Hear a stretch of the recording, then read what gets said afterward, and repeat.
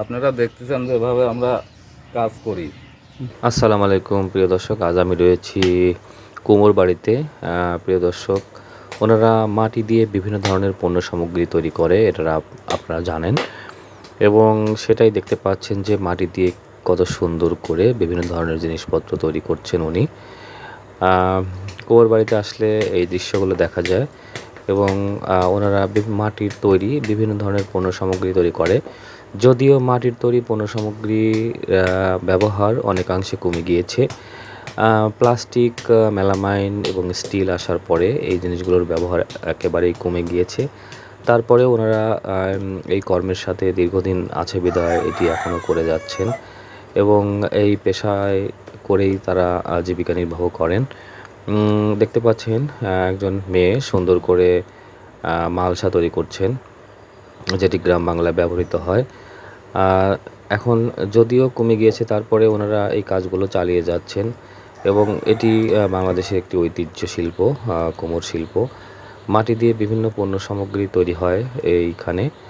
দেখতে পাচ্ছেন যে সুন্দর করে পণ্য উৎপাদিত হচ্ছে, এবং এগুলো তৈরি করার পরে ওনারা গ্রামগঞ্জে বিভিন্ন জায়গায় এগুলো বিক্রি করে থাকেন। অনেক সময় পাইকারি এসেও এই পণ্যগুলো নিয়ে যায়, এবং এখন এটির কদর তেমন না থাকলেও কিছু কিছু জায়গায় এখনও আছে মাটির জিনিসপত্র ব্যবহৃত হয়। একসময় ছিল যে প্রায় ম্যাক্সিমাম জিনিস মাটির জিনিস ব্যবহৃত হতো, কিন্তু অন্য অন্য শিল্প আসার কারণে এটি এখন কম ব্যবহৃত হয়। তারপরেও ওনারা এই কাজগুলো করে যাচ্ছেন, এবং এটির উপরই জীবিকা নির্বাহ করছেন।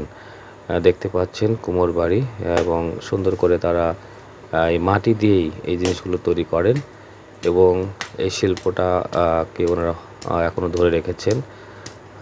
হস্তশিল্প বা কুটির শিল্প বাংলাদেশের আনাচে কানাচে এমন শিল্প কারখানা কিন্তু এখনও আছে, যেটা দেখতে পাচ্ছেন। এটিকে বাঁচিয়ে রাখার জন্য এনাদেরকে সহযোগিতা করার দরকার আমার কাছে মনে হয়, যেন বাঁচিয়ে রাখতে পারে, কারণ বাংলাদেশের ঐতিহ্য কুটির শিল্প, তারই একটি অংশ এটি দেখতে পাচ্ছেন হস্তশিল্প বা মাটির জিনিসপত্র তৈরি। এগুলো গ্রাম বাংলার একটি ঐতিহ্য, এবং ওনারা এই কাজগুলো করছে বিধায় এখন আমরা মাটির বেশ কিছু জিনিসপত্র দেখতে পাই। এখন নিত্য নতুন কিছু প্রোডাক্ট আসছে, সেগুলো ওনারা তৈরি করেন। যদিও এই মুহূর্তে ওনারা মালসা তৈরি করছেন, তারপরে ওনারা আরও অন্যান্য পণ্য সামগ্রী উৎপাদন করেন।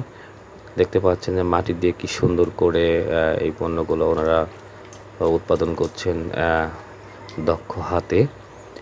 এই দৃশ্যগুলো কুমার বাড়িতে আসলে দেখা যায়, যারা সচরাচর চোখে দেখেননি। বাস্তবে এটি আমার ভিডিওর মাধ্যমে আপনারা দেখতে পাচ্ছেন যে কুমার বাড়িতে কীভাবে পণ্য সামগ্রী উৎপাদন হয়। একটা কাজ দুইজন তিনজন মিলেই কাজটা করছেন। আপনারা দেখতেছেন যেভাবে আমরা কাজ করি।